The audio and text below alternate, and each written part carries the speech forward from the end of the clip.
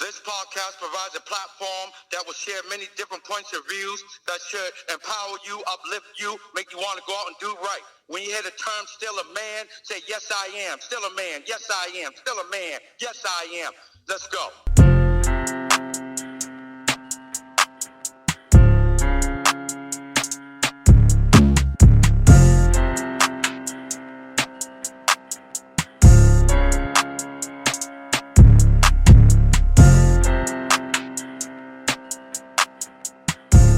What's up, people, and welcome to another edition of the Still a Man podcast. Tonight's topic, addiction. Now, we're talking about anything that is compulsive, an obsession, something that you just basically don't have the wherewithal or the means, or I guess you just can't do it. You can't stop. So that can be drugs, that could be alcohol, that could be gambling, any type of bad behavior. So again, let's go around the room real quick and let's do a roll call so we know all who's here. Let's start with Bird and everybody go around from there. Bird's in the building. What else am I supposed to say? Robert. I'm here. I thought I was sharing like, hi, I'm an addict or something. Deli. I'm here. Patsy. Hey, what's up? Gregory. Oh, I'm in the building. Tanya. Present. And who else? Panasia. Panasia. I'm else? here. Dodie. Panasia, Josie. Dodie. Oh, hello, everyone. You gotta have to pick your spirits up. Hey, David. Put 'em How away. are you? And how's better. everybody else on the panel doing? That's better. Good. Give us All right, now, don't get nothing on y'all. Don't get nothing on y'all. Well. Yeah, Dodie. All right, so we got everybody. Timmy's here. Well, I know Timmy was meeting. Timmy's on mute right now. All right, let's go. Timmy's getting changed. Kiana's not with us. She had a prior engagement. But let's go around the room. Anybody got any addictions, or do they know anybody that has an addiction? Or have you ever battled an addiction? Let's start with Patsy. Does chocolate count? Sure does, Pat. Because that's the only thing I kind of get crazy about. Well, it depends on what type of chocolate you're talking about. You referring to the candy or men or what are you, chocolate dancer, stripper? Oh, shit. Candy. Chocolate I thunder. talk about candy, Stop but blushing. I'll take my chocolate man any day. Oh, so you know. I'm blushing, Patsy. Open that door up, Okay, David. Bob. Now, I stepped right into it. You sure did. So Patsy is addicted to chocolate.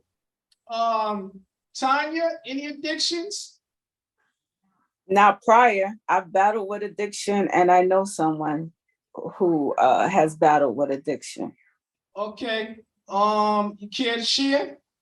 Aren't you going around the room first? Yeah, but we gonna dive right into it. I mean, if you got something to share, let's share. I'll share once you get everybody else. All right. Tanasia, do you have any addictions? Do you know anybody with addictions, or have you battled addiction?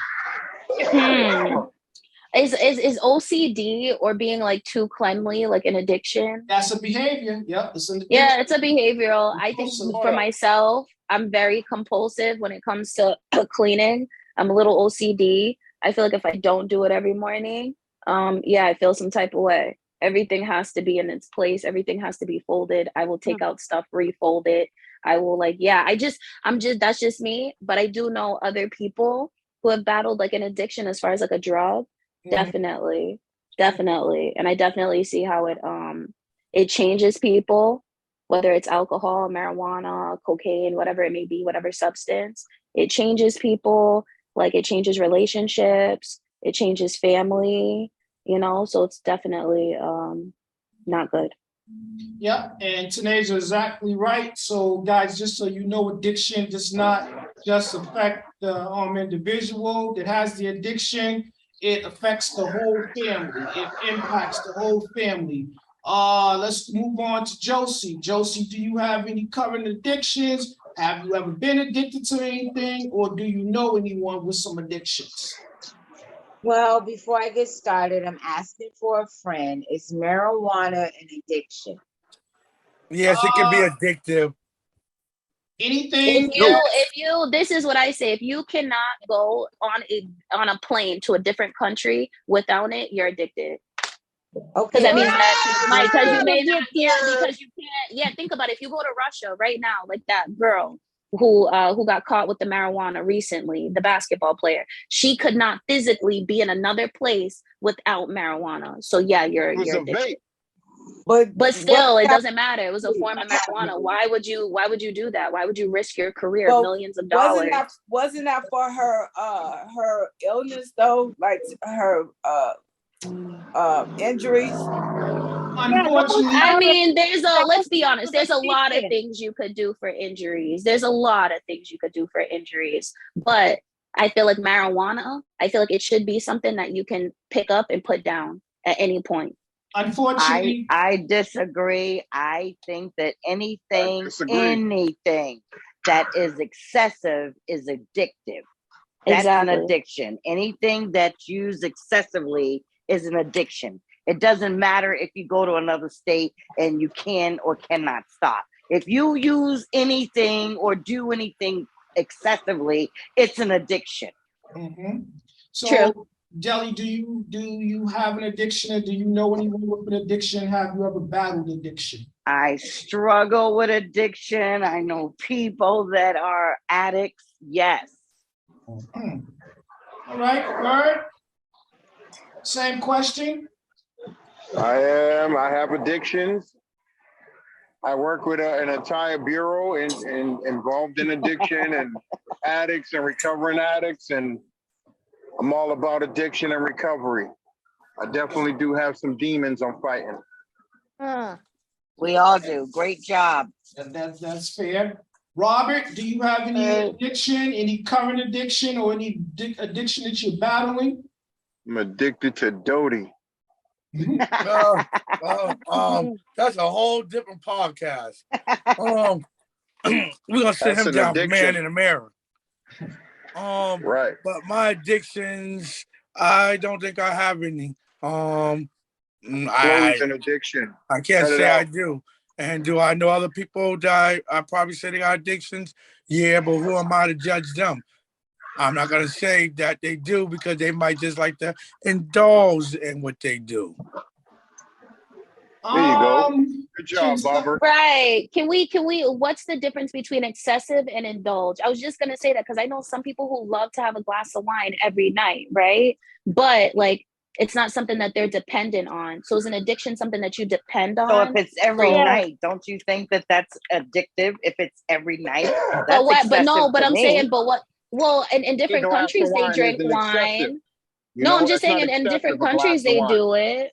So because it's great for your heart. But what is an addiction? So hold on, guys. Let's stay right there. Good question, Tanasia. So while we're battling back and forth about what is an addiction and what is not addiction, somebody go ahead and get the Webster Dictionary definition for it, so that we'll be clear about that. And we're gonna come right back to so after we get Gregory. Gregory, same question. Do you have an addiction? Have you ever battled addiction? Do you know? So I'm addicted to this. If that's a thing. Now I'm playing. I'm playing with you. Good answer. Well, that one time I felt addicted, but I didn't let it get the best of me. What was you addicted to? Exactly. I'm waiting. It come from the earth, man. You want me to do? So are we referring to marijuana? Yes, sir. It's about the only thing I'll admit being addicted to. unless you're talking about like females or the feeling of something.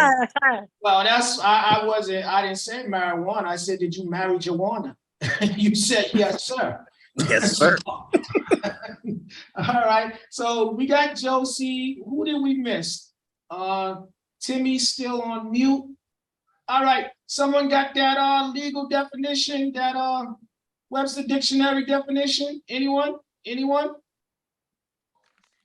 I can easily tell the Don't be device. shy. Just jump right out there with it. Alexa, define the It word. says, what is the true meaning of addiction? Addiction is a treatable, chronic medical disease involving complex interactions among the brain, circuits, genetics, the environment, and an individual's life experience. The actual definition, it's a noun, it's the fact or condition of being addicted to a particular substance, thing, or activity. For instance, or dependency. He committed the theft to finance his drug addiction. Well, that's clear. You can't get no clearer than that. So that being said, guys, let's stay within that round. All right. It's sharing time. Remember, sharing is caring. Tanya, you're up first. What is it that you want to know, Dave? What is Hold it on, Uncle D, you didn't get Sean yet. You got to get Sean. Oh, Sean. All right. I didn't know Sean was with us. What's up, good brother? What's going on, everybody? How are you doing, Sean? I'm like Sister Tanasia, but I'm in denial with my OCD, so I'm working on that. But if you ask anybody around me, they say that I'm addicted to having everything in order. They actually, David, you'll appreciate this one. Just this past Sunday, while service is going on, I was cleaning the windows to the doors. Oh, that's where you was. I can't do. I just like stuff to be in order and like things to be clean. But unlike Tanasia, I'm not admitting to it. I'm in denial. Well, you seem to enjoy your cleaning because when you came back in, you was singing. So yes, sir. It must have brought you some type of joy.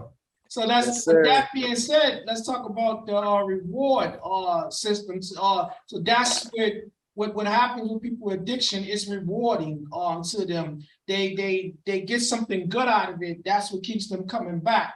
Tanya, I didn't forget about you there. I'm just being clear about something. So basically, that's like when someone walks past their favorite restaurant, it makes them want to go and get some food from it. It makes them hungry. Like if you walk past a pizza shop, as soon as you smell pizza, it makes you want to do what? Eat pizza or buy pizza. Same thing when you drive past or walk past a chicken joint. Same thing. Chinese sometimes gets that same type of result or response from you. So let me stop you right there. So last night, just to say it real quick, I came across a Chinese restaurant, a new one, and I'm calling them, order some food. The food was damn good, better than a lot of Chinese foods that I had in a long time. So what happened today, right before the show, I ordered me another plate of their food. So you're gonna go ahead and plug this restaurant in the middle of our podcast. Go ahead and give their name. I can't do that right now. I gotta get to know them a little bit more. It's a secret. Okay.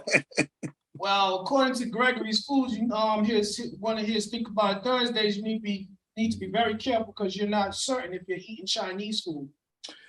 Okay, we'll think about that tomorrow. After don't blame me for this stuff. All right, Tanya, it's time to share. All right. What is it that you want to know? What was my addiction? If who I know that was addicted? Well, we got about an hour and a half. So how many stories you want to share?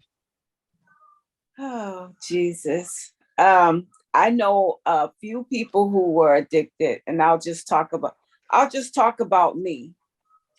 Places, times, no names. Places and times. Okay, go ahead. The addiction started when I was let's see, how old was I when I had my first drink? I was maybe in the 5th grade. Fifth grade, that is about what, 12? No, that's like about 9 or 10. Nah, Yeah. 12, 11, right? 12, 11. No, 7th grade, yeah, like 12, 12, 11. Well, Or it then no, might be 9. it was younger than that. Then let me see, Yes. maybe about the 5th grade. Yeah, that's That's what you about said, 9 fifth years grade. old. Say Yeah. the 5th grade. That's fifth. That's around about the start, the age time, 12, something like that. You go on. No, Tanya, you was No, around about 10. 12 You is was 10 like years junior old. high. Yeah, You was thank you. you was 10 because 6 is 11, 12 is in the 7th, 13's in the 8. Mm-hmm. Yeah, Okay, so let's go. Oh, okay. 10 years old. I was So it wrong. started with being around my family. You know, I always say my family are heathens because they drink, they play cards, they curse. Mm-hmm. They just have a good time. It started around my aunts went out. They were young, like they were young at the time. So they would give me I went to a house party with them at her boyfriend's family house, and she stuck me a drink in the back. Mm. I had a drink. I started drinking then. It's never been an addiction, but the drink led to smoking. And I had my first joint about maybe about the 7th grade. And the the the smoking led to smoking other things. And that started when I was about 21. Yeah.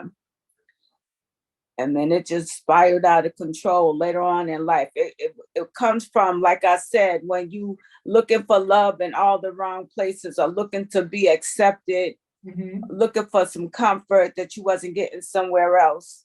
Mm-hmm. You know, that's where it started from. And most people that indulge in drugs and alcohol, they do it as a means to medicate, self-medicate, to suppress whatever they're enduring or they've been battling with. Yeah. Now later on in life, it with the weed, when I got to high school and stuff, it was just about like I said, being to belong, wanting to be with the in crowd. You know, that's what everybody else was doing. But all of that led to bigger and harder things. You know, I call myself, you know, you have those addicts that are just right out there addicts. You know what they're doing. For a long time, I was a closet addict. And a closet addict is someone who keep their using on the DL. They still going to work, you know, they being a productive, they can have conversations, they could do That things. was me, a functioning addict. Yeah. And sometimes I think the functioning addicts are worse than the ones that are just out there because they don't want to accept the fact that they're an addict. Mm-hmm. And for them to face that reality. And still, the functioning addict, when the addict becomes more out there, you're still a functioning addict, you're still going to work, but then you start coming late to work, or you calling out sick, or you going home for lunch. You know, it starts to take over your life. But so I have to say, we're going home for lunch. We're going home for the addiction, or for whatever. For the addiction. Mm-hmm. For the addiction. You know, some of the you can control, but then there's some drugs that just be calling your name. You start having physical behaviors or reactions to it. Mm-hmm. You call yourself trying to stop and stay away from it, but then someone comes around you and they smoke it, and you say, oh my God, your whole body start reacting. Mm-hmm. So I have to say that, the birth of my grandchildren put a fire under my ass and allowed me to get my shit together, because I knew that when my first grandchild came, I knew that if I was still caught up, that I wouldn't be able to have a relationship with my grandchild. So that was what put the fire on me to stop doing what I was doing, or to try to stop doing. I'm not going to say that when she came that it was all miraculously, everything was all good. It was a struggle. Mhm. It was a struggle. That's when I say to you, I was going to church, you hear me? Mhm. This is how long that the struggle was real. I was going to church and couldn't wait to get out of church to go home to get high. You understand what I'm saying? Mhm. That's when you know it has a hold on you. Well, you also know too that anytime God has his hands on you, the devil wants you even more so. So that was just yeah. And he has a way of protecting, protecting, there's a scripture in the Bible that says the Lord protects babies and fools, Mm-hmm. I was a fool at that time. But it also, sometimes these things God allows you to go through because you learn certain things about yourself and you learn how to depend on him more. Mhm. And makes your relationship with him become more intimate. I'm not saying you have to do bad things in order to have that type of relationship with him. Mhm. But sometimes he allows certain things to happen in your life for you to be able to realize some things about yourself and try to try to rectify it, to do what you got to do to rectify it. And I can say that there were times that it went from smoking crack to doing heroin. And this last situation that I've gone through was all by the hand of God that allowed that to happen to me, for me to be totally free. Well, I'll say this: your trials and your tribulations lead to your testimony, and that is, therapeutic, and it's going to help someone else grow. Really going to help. Only do it. Only do it. And I thank you for sharing. And again, thank you. I appreciate you, love you, and you already know God got you in his hands. Deli, you up next. Mm-hmm. What? You want to get in my business? What are you talking about? Yeah, we want to get in your business if you want to share it. What you want to know? So I mean, you seem to have some insight. So whatever you I have an addiction with marijuana and cigarettes. Mhm. You know that? And for me, it's a little different. I struggle with it. Stop, start, stop, start.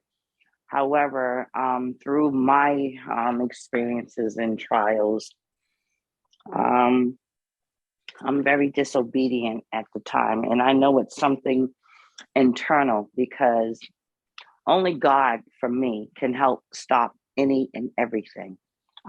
There is no pill, there's no savior, no pacifier, no person, nothing.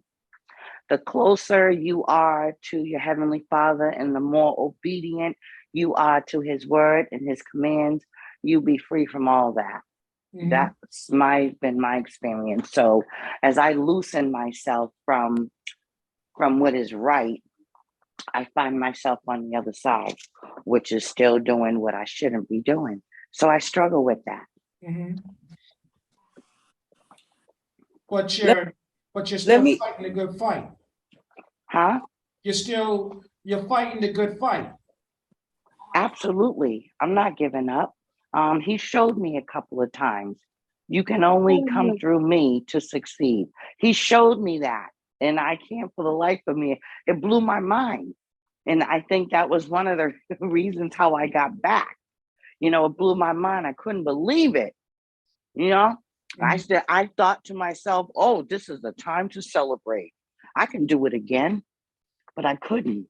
I couldn't do it again because I was too far away from what was right, which is Jesus. I'm telling you, that's what works for me. Well, in the words of our beloved Ma Turner, she said, "Can't nobody do me like Jesus." And there is some truth in that. That is the truth. There ain't no some truth. That is the truth. Tanya, you was gonna say something? Yeah, I was just gonna say to what Deli was saying that yeah, it was a gradual. Like I was using maybe 2 or 3 drugs at one time. You hear me? Like I said, when my granddaughter became was due to be here, I just was like, I have to stop this. I gotta stop this.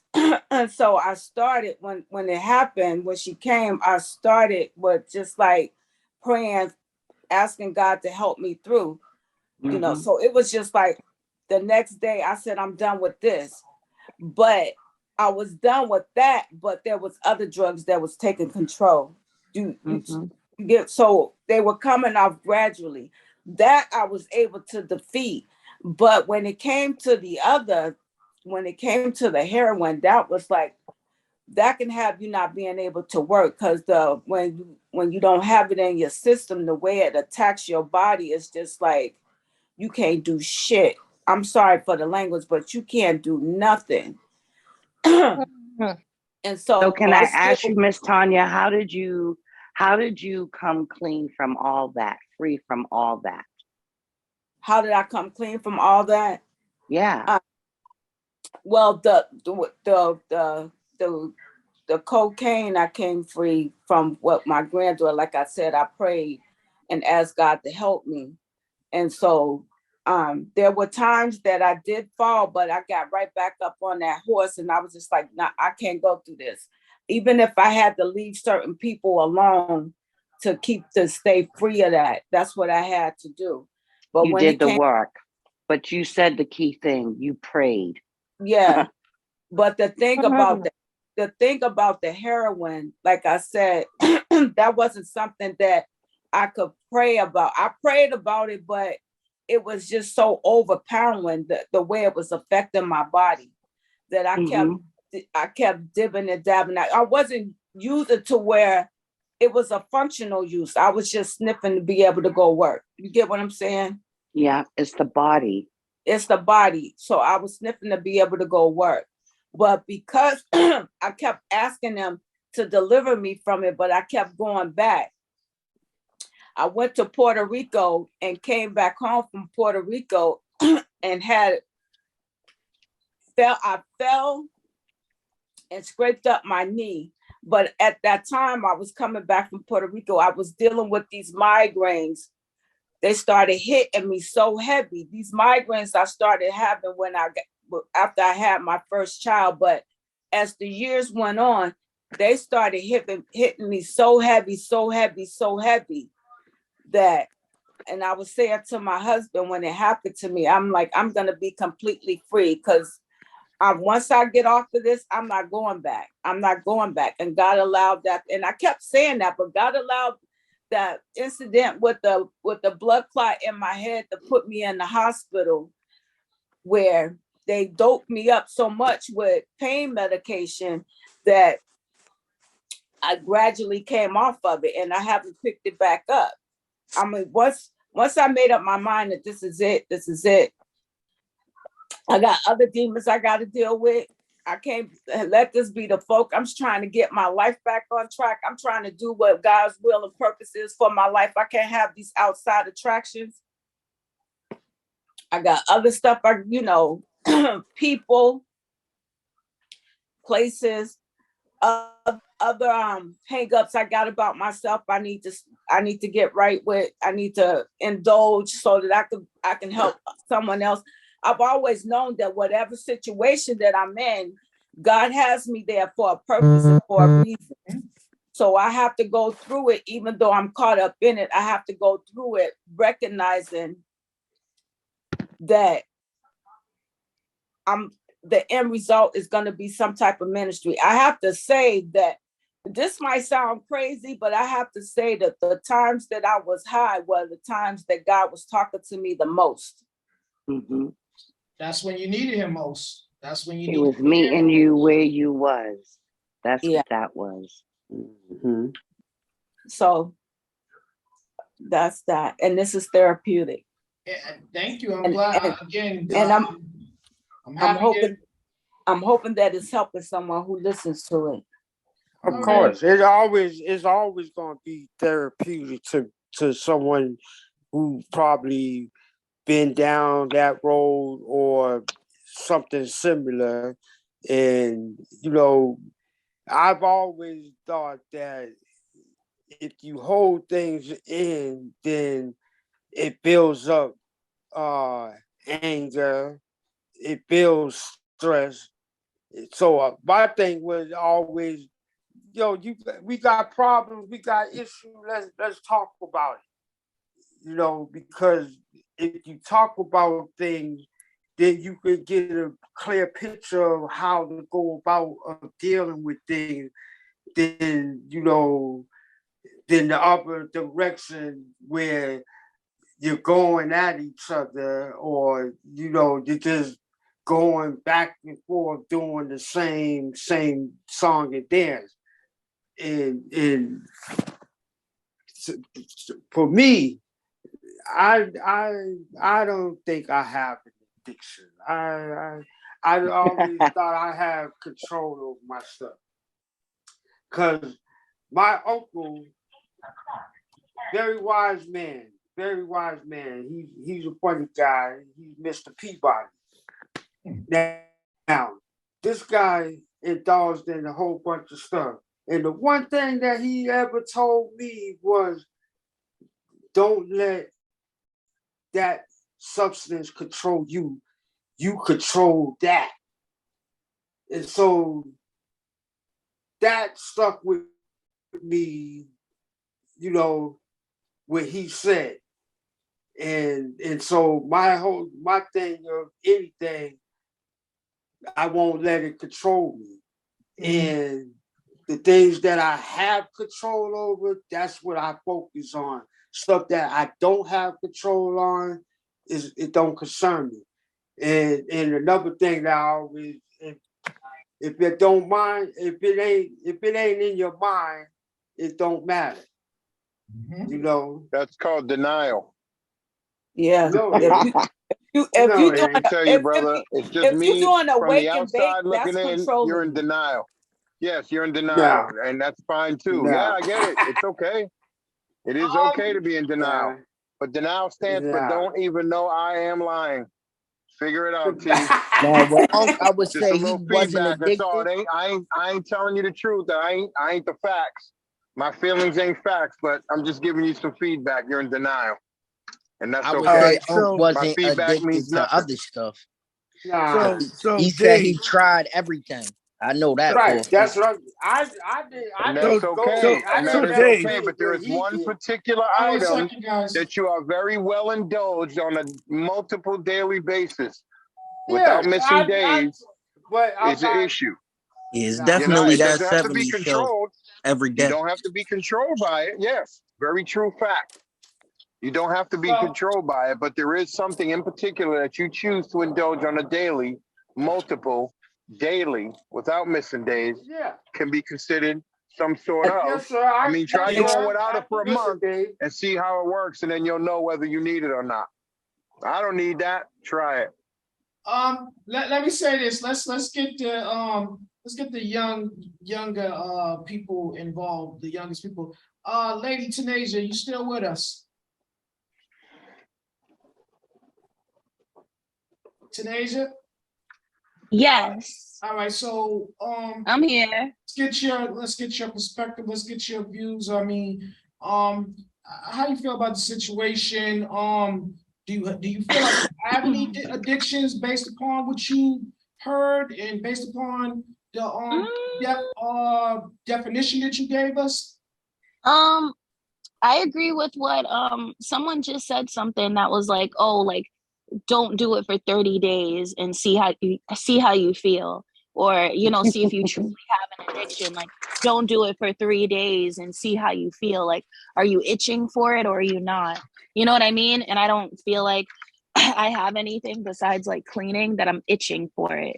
That's why I was like, if you go somewhere else, that's why I gave the example about the girl, even though she does have like pain and everything else, you could take aspirin. There's different medication that doctors can give you for pain and shots. So it's like, no, you wanted Yeah, to but the athletes are choosing overindulge pot in over that. pills because the pills are just as addictive than anything. Yep. That's where Oh, most okay. Well, you know, addicts okay. end up There's down that other road. holistic. There's And other this holistic pain things to do. medication that been getting people hooked. You ask a lot of addicts, they started out That's with how it pain meds. A lot of starts. athletes, Yeah. it's all pain meds.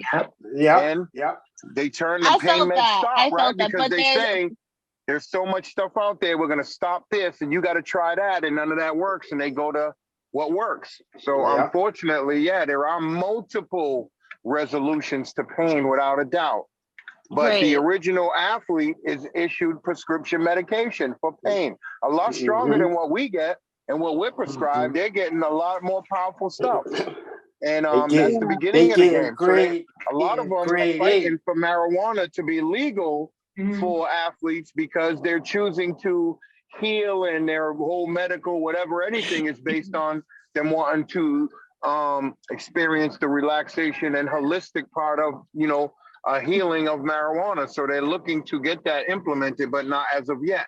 So they go to countries, Which and I don't it's not know illegal why, there. because if we're on this podcast and we just had multiple people admit that weed is addicting or you have to do it multiple times a day, it shouldn't be something that you're bringing to a country that doesn't I agree. adhere That to doesn't that. want it. Yes, Right. you're right. That doesn't And want it because they know that, yeah, it does yes. this, but it also does this. So Now, I Well, some didn't countries understand just that. seem it being illegal. It's an illegal substance in some countries, without a Right, doubt. federally, it's illegal. It's only state by state Yes. where it's truly recreational, Yes. but it's still federally illegal. So that's why I said, if you Yes. truly cannot hop on a plane knowing federally, if you get caught, you are going to jail, then then that's an addiction to me now you personally. guys, you got to remember I just seen Biden. He's about to turn a bunch of people's sentence Federal people that were federally convicted for marijuana, they're going to release them. That's right. Right, but then why is it if you go to a different country, or if you're still in the United States and you go to, say, I don't know, California, and you are caught with marijuana during you're gonna get arrested. Or in Florida. Florida, you will go to jail for marijuana. So guys, let's be clear about this. When we talk about Miss WNBA, it kind of seems like her addiction led to bad decisions, and that's what led to her incarceration in the country. But I want to go back to Tanasia, because Tanasia said something about holistic treatment and medicine and stuff like that. So do you know of some other things that might serve as a replacement for marijuana as a pain reliever? Well, I know, like, in Jamaica, it's not really all about, like, people are like, oh, the Rastafarians. Like, yeah, they smoke weed, but they also do other things. Like, they use cerci, they use different weeds, they use different plants, they use mint leaves, they use lavender, they use rosemary. Like, my hair came out when I went to Jamaica. One of my braids was too tight. My grandmother told me to put onions, rosemary, and mint and boil it down in like castor oil. And like, yeah, it started growing back. So I think that there's certain things that you don't have to. Yeah, like if my grandmother's drinking cerci and she's like, oh, my leg is killing me, let me rub some of this and some coconut oil, and because we know that coconut oil inflammation and this and that, we know that lavender. And so I do think that there are other things besides just marijuana. See, the thing is, the government and the pharmaceutical companies is the ones who's turning out the addiction, the drug addictions with the opioids and the Percocets and all that, and they are purposely doing it to have a bunch of zombies out here, because they know that there are other alternatives. There's there's meditation, there's yoga, there's a bunch of stuff out here that can, take your To help mind off, you, yeah, and to off really of the cure drugs, you. and it really focus you on your life, on what you need to do. So what I'm saying is the government has a big part into the drug addiction. Now they put these people on these pills, the retinol and stuff. They had the kids going crazy. Saying, oh, because the kid's hyper. Ritalin. They thinking because the kid's hyper and that's just the kid. He needs something to do. He needs something constructive to get all that energy out of him, so he won't be so hyper. But He then I had say, a oh, steam engine, but they turned it down. but they say, oh, to calm him down, let's throw him some, give him a tab of this, a teaspoon of this. So let me just remind you, because I noticed that some of the members of the panel are being very quiet. You guys, if you're waiting for a chance to speak, you don't have to raise your hand. This is an open forum, so just jump in. Timmy, hold on real tight, because I want to get Sean and Josie and Patsy in this conversation, and even Robert, because you guys are rather quiet. Sean, how you feel about all this? Aisha's definitely sitting. I mean, I'm listening, and I can't relate to what's being said, but I can empathize with it. And I just pray everyone's strength that's either still dealing or have overcome, whatever it is that they're dealing with. And I hope that people are realizing like how serious this stuff is. I appreciate what Sister T shared with us, how, at one point it was so controlling, but she's now has it under control. And I can really appreciate that. Okay, like that. Patsy? Yeah, like I couldn't relate, especially to the cigarette smoking, because I did smoke at one point. But when I decided to quit, me and my doctor were talking, and we had set a date for me quitting.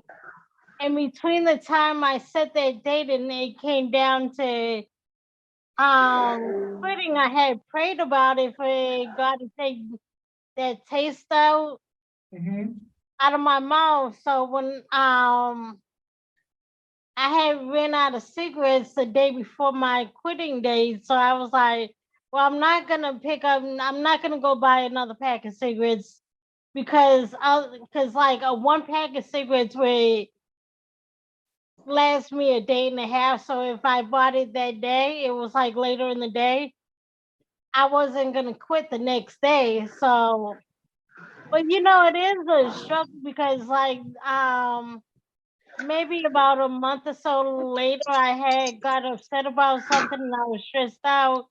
I asked one of my neighbors for a cigarette, and they was like, "Oh, didn't you quit smoking?" I'm like, "Yeah, I'm just upset about something." And that cigarette that she gave me, and I was smoking it, it was nasty as a mother. I mean, oh my God, it tasted so disgusting. And God did what I asked him to do, is take that taste out of my mouth, right? And when I picked up that cigarette and it was nasty, that's what did it. That made me really quit. Holy Spirit got in you, girl. Exactly, but that's what I wanted. It's like just to take the taste of that taste that I was enjoying out of my mouth, so that way, like if I was to pick up the cigarette like I did, it was just like it deterred me from smoking again. Right. Yeah. Right. When it comes down to like, I want to make a comment about the written thing. Some kids like when I'm in middle school, I needed written myself. So it depends on hidden case by case with the written because it's not always about calming the kid down, but I needed medication to help me focus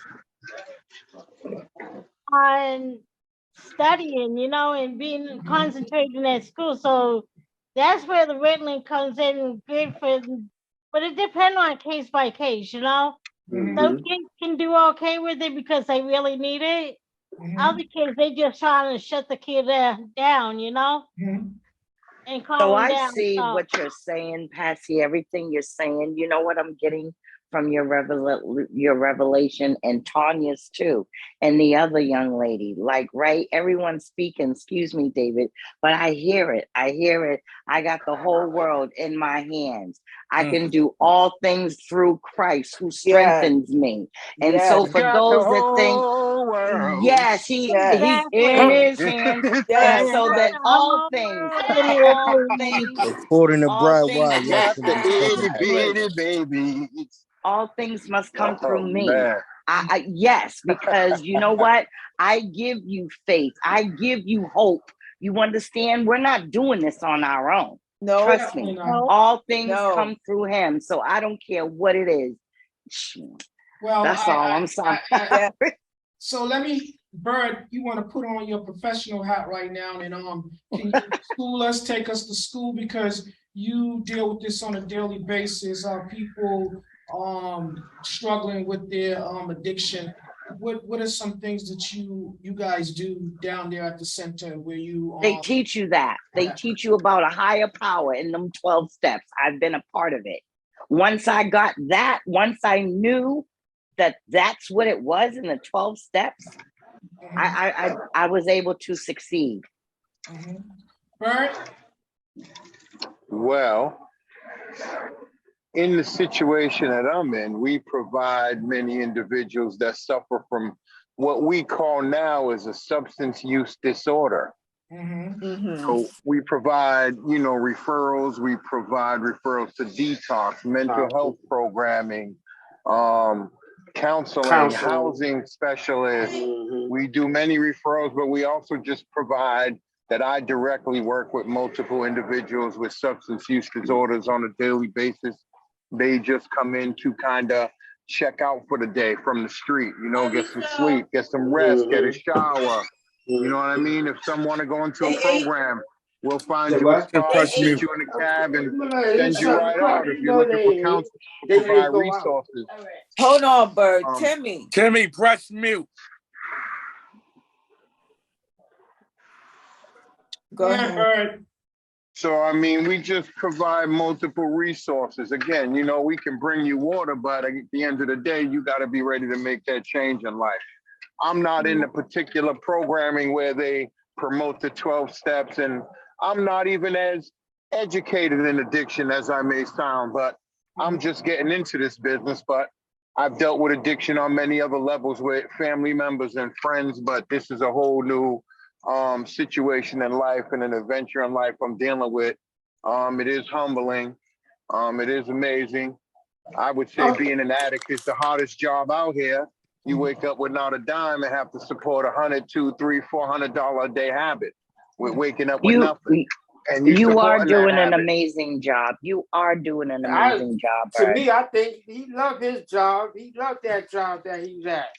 That's awesome. I'm BWAC times but 12. Those people, that's what I was getting ready to say, Bird. I was getting ready to say that are taking those resources. Those are the souls that's being touched. You understand? Like you said, they get tired. They get tired. They want shelter. Yeah. They get tired of the same routine. Those are the humbling ones. They look for those services and they're on their way. You're a vessel. So guys, let's go to school a little bit. Hold on. You want I'm coming in here with maybe what I consider was addiction at the time.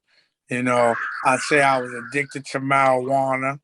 Was smoking at the age of 13, all the way to the age, let's see, about almost a year ago, till I had to lay it to rest.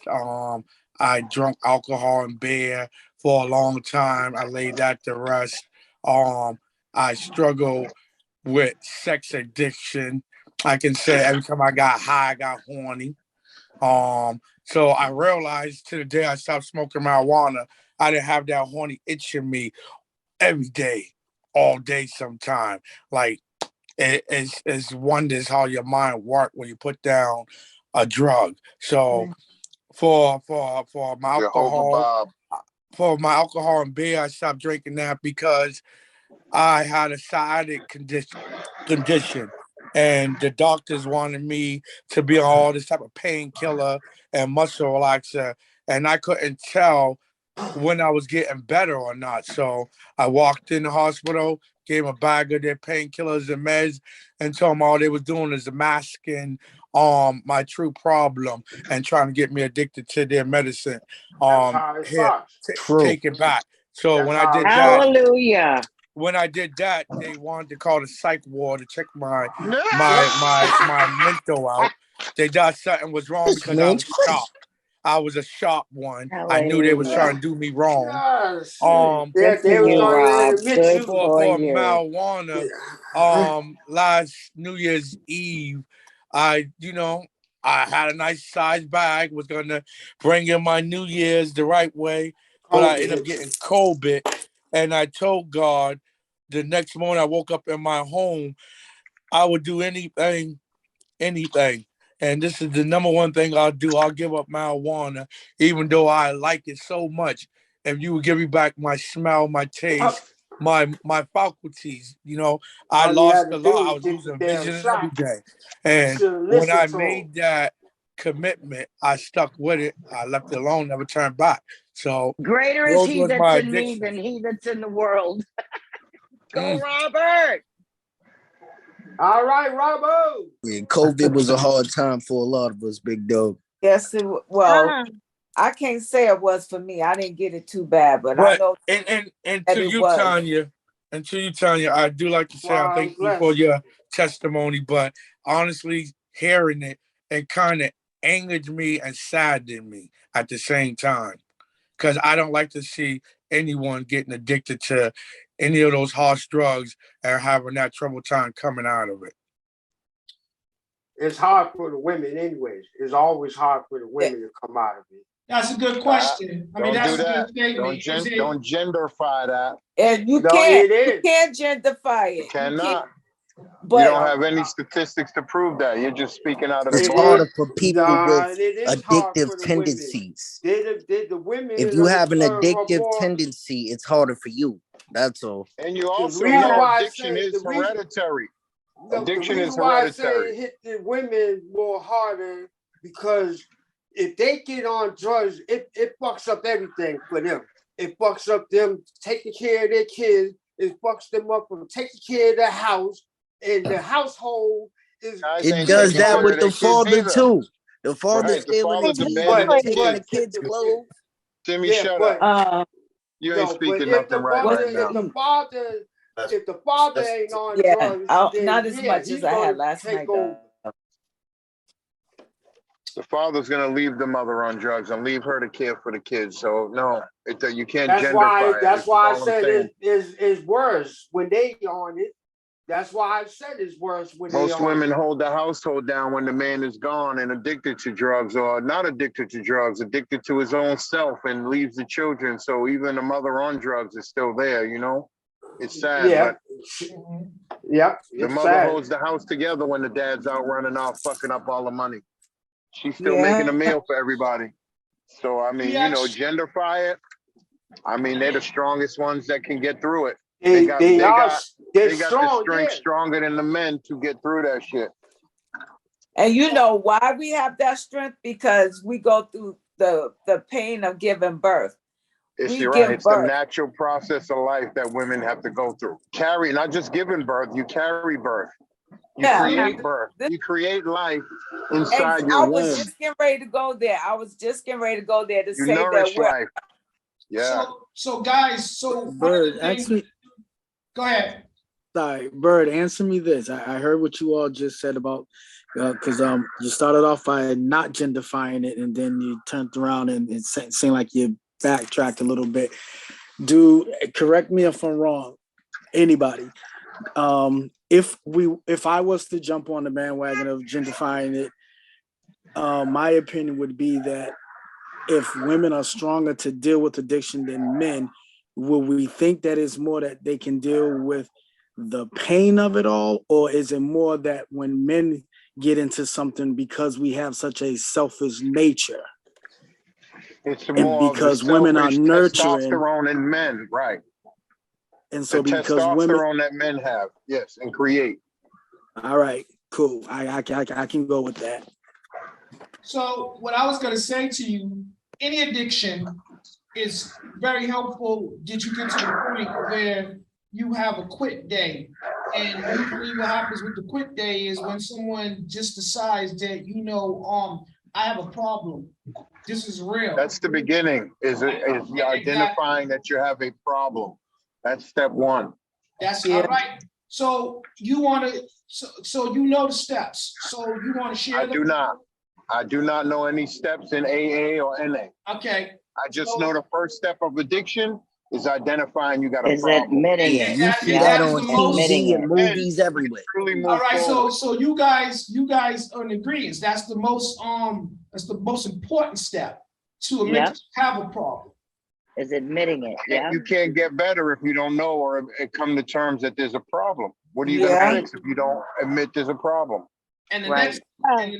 next step is, and then anybody that's ever struggled with any type of addiction, be it as Robert said, being horny. I don't know if I want to give up that addiction anytime soon. I can't say that I can. Uncle Luke Nash. Follow you with that. I'm not trying to just give up on that just yet. It's okay if you want to smell like Palmer's glue. I see. You're on timeout, Bob. He got another problem. Bob. Bird, Yeah. I think that you should get him some room time where you are. They We already can want get him a referral. We got DMH Yes, we workers have to coming do in. something for him. We But can have another nurse come check his with get him, another nurse to come check his man. he's having some residual reactions because he just found out a couple of weeks ago he wasn't white. So the really took a toll on him. So I don't know about it. Bob ain't white. Who said that? Who's lying to him? Yeah, he said that because he's been blind all his life. He never saw his blind from something. I mean, we all been blind to something, but I don't know how he didn't realize that he wasn't he didn't look in the mirror. It had to be the drugs. He never looked in the mirror. Well, he didn't see his he didn't see his reflection. But I digress. So first important step is to admit that you have a problem. Next thing is seeking help, trying to find some help and stuff like that. And they say, just because you have a problem, though, here's where we're going sideways. Mm-hmm. You can admit you have a problem, but if you're not willing to do anything, then it's not really make any changes. You're not going anywhere, right? You have to be ready to change, or tired of being tired, or tired of being tired. So it has to be a mental thing. So do you guys feel like they have to hit rock bottom first? And to Bird's comment, see, me smoking weed helps my vision. That's why I'm able still to walk around and do the things that I do. That for his cataracts. Because I smoke weed. Otherwise, I would be like cousin Jerry Adams. He didn't smoke weed. Uncle, he's Timmy, every got a reason why they do what they do. Everybody got Uncle a reason. T, don't turn this into an intervention because you sound like you're deflecting. I'm saying you are addicted to marijuana, man. Yes, you are. Own it. I love smoking weed. I'm there good on half baked. That's me. No, Yeah, you were I just like to Timmy. smoke weed. It has it that you just so are you admitting that you have an addiction? Yeah. I don't think I have an addiction. You know You why? do. Because no, I don't. Because I can go without weed.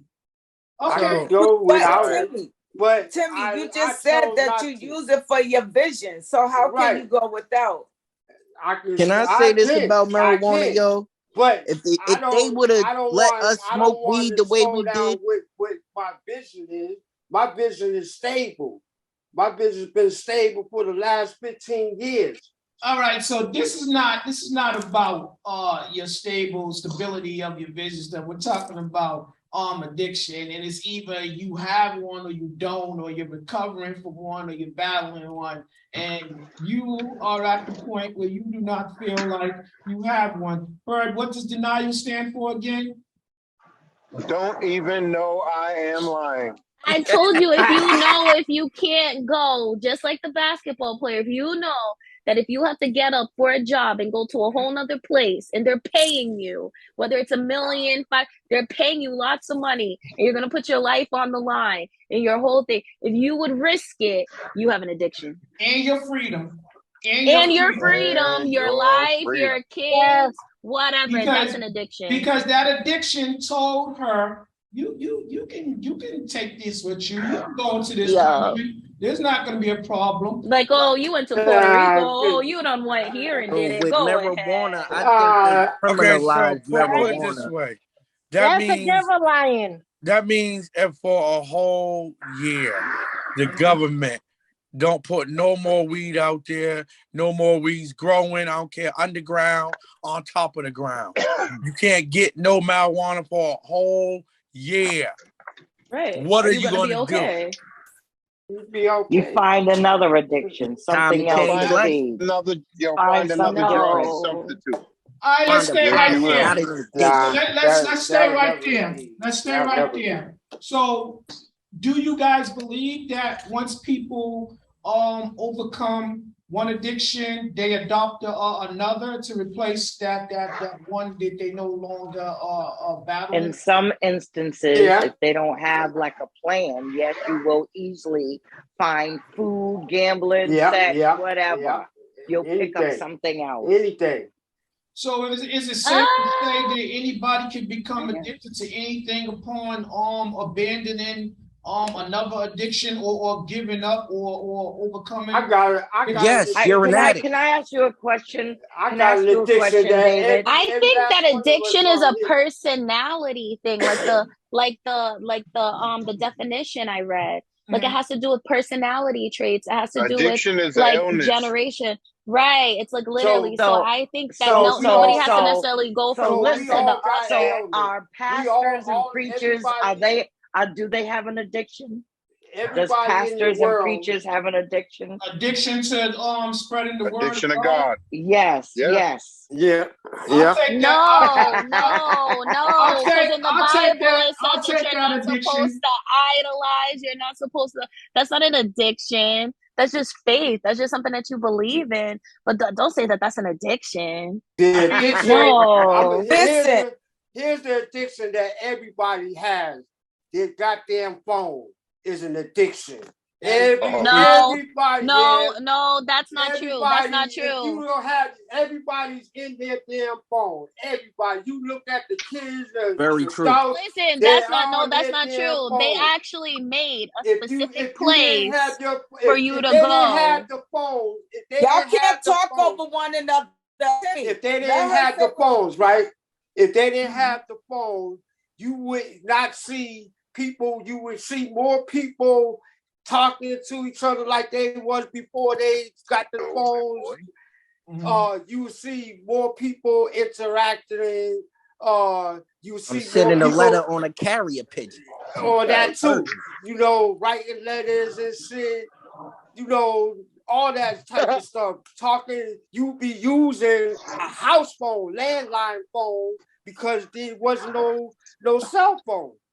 That's a generational thing, but I also think that it's also a generational thing to not want phones. Like they literally created a whole space called what is it, Getaway, where you are in the middle of the woods, no phone service. Like they tell you will not have phone service, so you might as well leave it at home, or we have safe boxes, but you're not going to have any, just so you can, because there are people who just want to disconnect. Like, so I do believe it might be a generational thing. So for instance, my sister is younger than me. She's 21. She doesn't know what to do if her maps on her iPhone goes dead. She's like, well, what do I do? Like where I'm like, hold on, you read a map and go left, right, west, north, and you figure it out, right? And hop on the highway. So like north, south. But that's just how they made us so dependent. Nah, I got that, you, Uncle T, because I seen plenty of videos where the person gets on the train or the bus, and then he's filming everybody on the train and the bus or the bus. They all on their phones. Even sometimes they're filming them walking outside downtown. Everybody's on their phone. Of course. Well, I think it's an addiction. I think that there's some truth in what Tanaja's saying and what Timmy's saying, because but I think you could take a step further. It's modern technology, because even with the GPS, before people would read signs, now they listen to their GPS to get to and from. And then with the whole getaway, the retreat, yes, Tanaja is absolutely right, because we basically dealt with that, went away this summer. Some of the individuals that shall not be named lost their mind because they did not have Wi-Fi hookup. They had very poor internet. They didn't know what to do. They was amongst all their family. There was all this space and opportunity. They don't bother us because it's like we grew up without the Wi-Fi, you know. We played outside, telepathy. We outside. You're 34 years old. You did not have no Wi-Fi when we were kids. Nope. Sorry, but that's how it is. Right, or your mom would tell you to find something to do, so you'd be taking the pasta, gluing it to something, making something, and go. Yeah, you would be doing something in the grass and the dirt. That's what they talk about is move the way. There's no more creation because everything's on the phone, and people are playing games on the phone. They're doing, streaming. And the little kids with the I'm addicted to a game that I play on my phone right now. I can't stop playing the damn game. Do share I play it every day. What's the name of this game? It's called Tactical. So me and a team of other people, we can talk to each other and everything, and we just be on the phone doing army missions. That's the problem out here now. These damn army fucking goddamn Call of Duty, the F-bombs, all this Call of Duty nonsense, all day, tactical games. I like Call of Duty. Look, I noticed I was addicted to it when I had a dream about the damn game after I finished playing. Cool. I fell asleep and had a dream about it. That's addictive. My God. Again, so we said that, first you have to admit that you have a problem. And then you have to basically find the wherewithal and the gumption to bring about the necessary change. So that's the next thing. You got to want to make a change. And you have a game plan. Yeah, game plan. So the thing what they're saying also too is once you pick this quit date, you want it to be like something that you can remember, be a birthday or holiday or something like that. You pick that day and this is the day you're going to do it and you're going to follow through. Next thing is you want to remove certain temptations, things that remind you of your addiction. You got to switch up your environment, change your environment. That also includes separate yourself from those that continue to do what you are trying to abstain from doing. So if you know people around you that are still doing it, then you should distance yourself from doing it. I mean, being around those individuals until you can come to a point where you are comfortable being around those that are battle addiction or enduring the addiction that you once were, or that you're getting help for.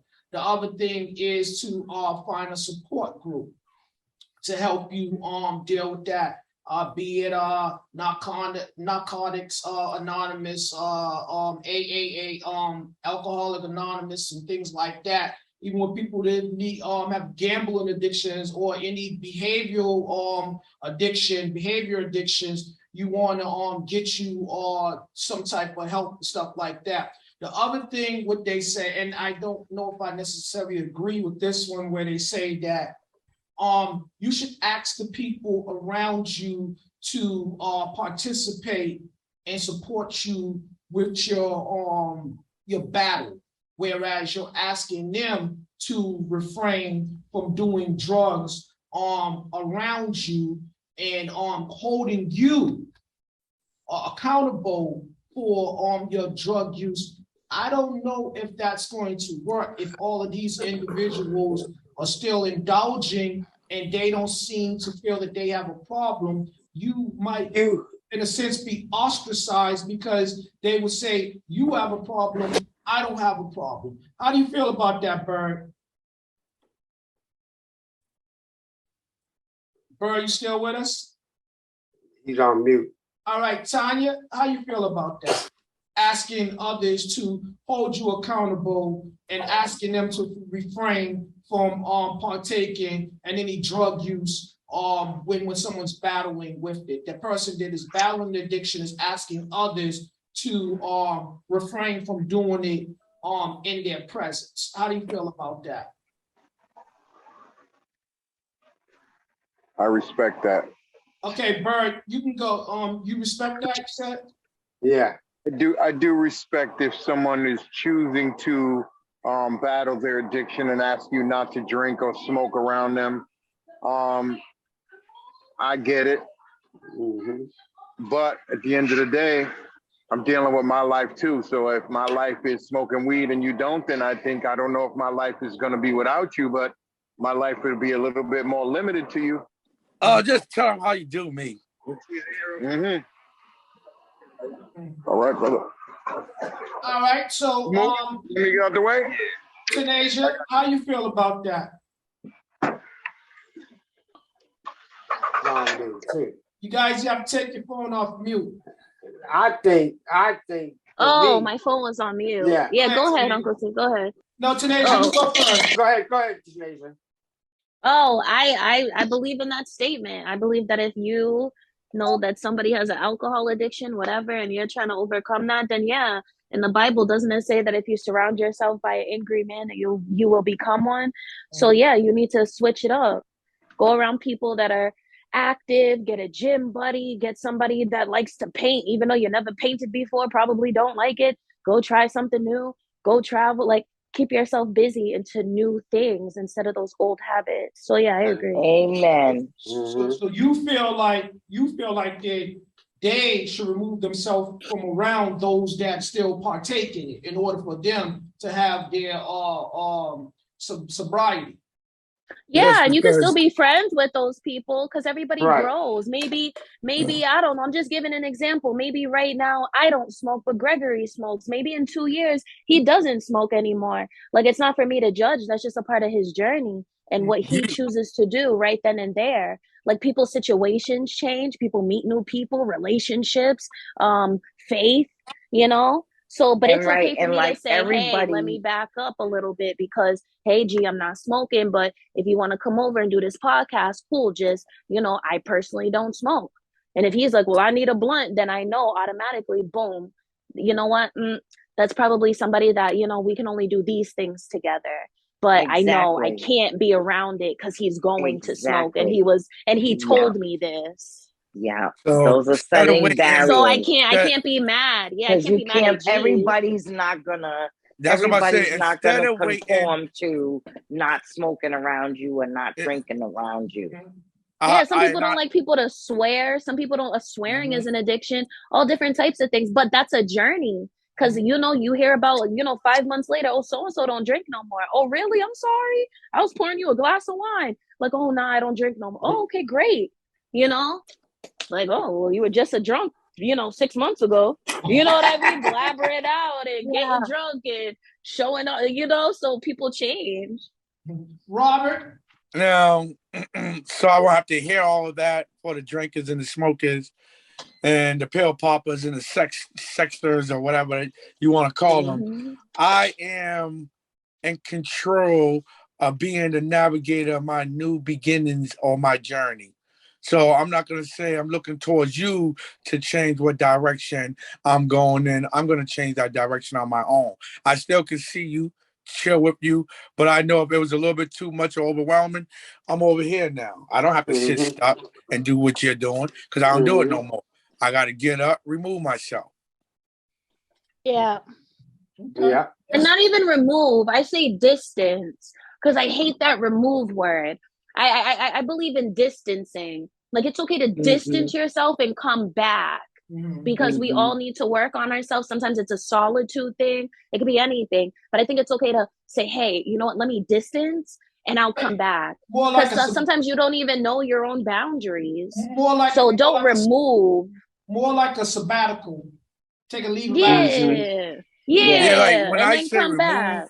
when I say remove, no, keep shout out my friend Joseph, but I could be saying because I'm in a car locked down on the highway and he's blazing it down like, oh, that's real strong today. Hey man, Bob, I ain't putting this SOS out because you can't hang. And then he'll go, hey, you want to hit? And I go, no. You're in my car. Yeah. Well, that's not your friend. That's not your friend. Well, If he can't respect your one thing. You have options. Wait, hey, listen, that's his friend. You have options. Say again, David. I can come in your house and like, if you say you can't smoke no weed in my house. No, I go with him all the time. It's the same outcome, and all of them gonna be subjected to it. Leave the window down, make a way for myself, or he gonna say, he'll say, stop acting like a Jehovah's Witness now because you don't smoke. Judging me, right? Don't judge me in my car, Jehovah Bob. Yes, because you know in that situation, Mr. Brimage, you have options. Been there. You can take the ride. They don't smoke. They're not permitted. This is the only time I get to chill with my friend. I'll take that ride. No, that is an excuse. Word. Because if you don't like his behavior, you can. I never said I did. He don't like my behavior, right? He didn't say that, Deacon David. Nah. Well, he said don't like the smoking. That's behavior. Nope. He just used that as a too, but scenario. you like to sit there and take the content. You sit around the smoke all the time, David, and you don't say nothing. Okay, so truth time. It's about people's institution. I mean, I've been around it all my life, like so many others. It doesn't bother me. Y'all been saying for years I catch a contact when I'm amongst the smoke, but I don't.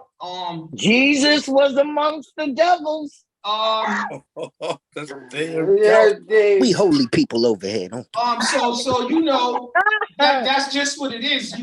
If you can endure it, then you endure it. But I never judge. I don't judge people. I don't judge people for doing what they do. Oh, David, you wasn't getting no contact. Being around that smoke. No, the only thing that does. The only thing that does is he went and jumped down some damn stairs in the house and smacked the damn head. The only thing that does is the only thing that does make my contact lenses cloudy and dry. That's what that does, being around that. But again, you know, so family is not always your best support. Family is not always your best support. So I would agree with Asia, where you might have to take a leave of absence from that environment, that surrounding, until you become strong enough to endure. Because it's a lot of time, family will continue to do what they do, and in spite what you're asking them not to do. I mean, you can lead by example, but if they don't want to follow your example, you have to have the power of will. You know, the power of will. The power of will. Mm-hmm. Well, they said something about it's a choice, right? It is a choice. And it is not. Addiction is not a choice. Well, I think initially Got it it all starts. wrong. I think initially it starts with a choice because you make a choice to take that first drink. You take that first hit. You I can reach out and understand you what grab Bird's that saying. blunt. And unfortunately, some of us are not strong enough to, drink. What happens to those? And continue the struggle of being clean. Yeah, but what happens to those who, had an accident and they get those painkillers? Now that's not their fault. But that's different. We covered that. That's due to painkiller addiction, due to painkiller. That's because they're trying to mask and fight. They put the addictive additives, more of that into the pill. That's what than happened. The medicine. Because they was told that this is going to relieve your pain. But they also know, because in this day and time, we know that anything could become addictive. We know that you could become addicted to anything. You could be addicted to food. Yeah. Yes, you can. Anything that becomes debilitating or that messes you up psychologically and stuff like that is something that you Coffee is addictive. Yep. Right. Anything is addictive. But if you're saying that they're putting stuff, right, and pharmaceutical, right, drugs, I have a question. You don't think that they're doing it to the marijuana that they have that's now like in dispensaries? Now they got all these breakthrough cures that they're finding through marijuana. They are definitely made it illegal because from the beginning. I'm sorry, but the leading up now here they is got not their the hands same. on it. They got their hands on it. It's legal now. So now they are tampering with the weed. But before, I don't think they was when it was criminalized. So because I'm like, the marijuana in Jamaica is very different from the marijuana that you get in the US. It's a very different feeling. I don't feel like I was addicted. It was just weird. It's a very different. It's a different taste. It's a different feel. That's homegrown. That's I'm gonna say this to you guys. That's homegrown shit. It didn't even look the same. I'm gonna say this to you guys because we're gonna wrap up. Because we've already approached the hour and a half mark. So I'm gonna say this to you guys. Tanya brought a subject that I think should be near and dear to everybody with children or that have charge of children. Next week, our topic is going to be Halloween and fentanyl. You know how children are mistakenly eating these things because they think it's candy. So we're not going to go. They put it in that shit. We're not going to go into it now. We're going to talk about it next week. So I'm just giving you guys. That's our segue to the closing. So it's going to be time to think about until next week. We're not going to talk about it now. We're not going to have a conversation about it. We're going to talk about it next week. So I just want to let you look up another drug, xylazine. Look that up. Now also, so let me tell you guys this too. Before we go, I want to hear from each person briefly about what do you think you can do to help somebody that is struggling with an addiction? What can you say? And I want it to be less than 30 seconds. Okay, Timmy, you go first. What do you mean? What can you say to encourage somebody in their struggle with an addiction to get help? I tell them first, you got to have willpower. You got to have power in yourself to will to not want to do that. And that's just that. Okay, and that being said, Patsy, what would you say to encourage somebody that's battling addiction? I would talk with them, be supportive. Tell them, look, if you need to talk to a therapist or whoever, just to help maintain, like, whatever's the lead point to why you're addicted, get help with it, and just be there, pray with them, talk to them, be a good supportive friend to them, because sometimes all they need is someone to listen to and talk and have an understanding there. Okay. Next we're gonna go with Sean. Sean. Yes, I would just continuously pray for them, keep them in prayer, and try to support them in any positive way that I possibly could. Okay. Tanasia. I would say that you are loved. You are made in the image of God. He didn't make you in the image of anything else. Not even an angel is in the image of us, right? He's the same God that was on the mountain that's in the valley, and you need to trust yourself and you need to take that leap. And you only have yourself. So if you trust yourself and you trust in God and you pray on it and you really, really want it, it will happen. Anything that you give up, best believe there is so much more on the other side. If you give it up, he will have you walk through places that you've never been to before, that you dreamt about. You want to go to he's going to put you in Dubai. You want to open up that business. It's just that one step away. That's it. One step. Trust yourself. All right. I love it. Love it. Robbie?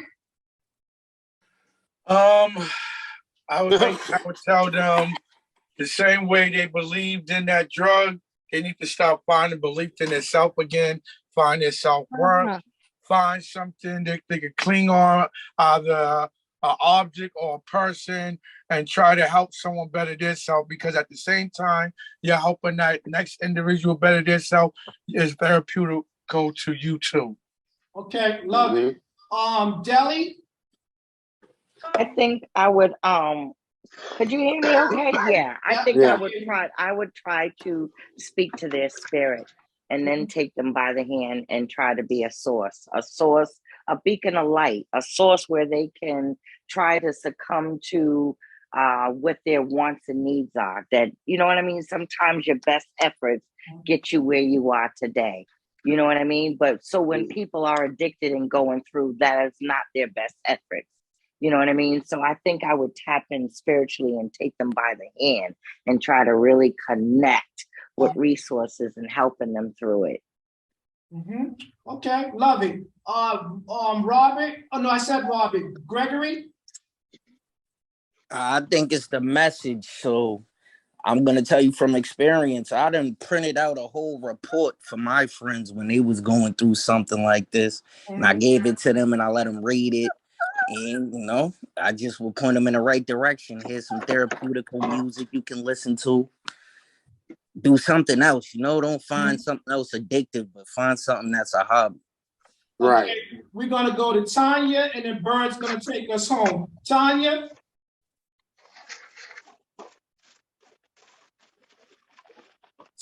Tanya, you on mic on. She ain't even there. I'm sorry, I thought I had my mic. I would pray for them. I would introduce them to Jesus, and I would be there to minister to them, to lead, to show them my path, give them the message, like Gregory said, talk about my experiences and how I overcame. The main thing is introducing them to their brother, to their Father, to the Holy Spirit, to help them to have a relationship, because it's all about relationships with the one who created you, to show you how to overcome, to go through, and just to be a source of support. I love it. Bert, you want to take us home? Just like Jerry's recap. Okay. I mean, you know, all you can really do. Final thought. Final thought. There you go. Yeah. All you can really do is support someone that's in addiction. You can offer support, but at the end of the day, the final decision comes from them. When you're tired of being tired, then you're ready to make it right. You're gonna go through a lot of recovery is relapse. You're gonna recover. You're gonna fall. You're gonna get up. You're gonna fall. That's the game. But at the end of the day, if they're not ready, it's not the changes are going to happen. And to truly change the person, you have to change the environment. So there is no going back to the crack house when you get out of rehab. There is no going back to Mass Ave when you finish the detox program. You will fail. Truly change the behavior, you have to truly change the environment. I like it. That's Love my final it. thought. All right, so I'll just say this to anybody that's struggling with any addiction of anything. You tried everything else, try God. This is the Still a Man podcast. Thank you guys for joining us. See you next week. God bless you all.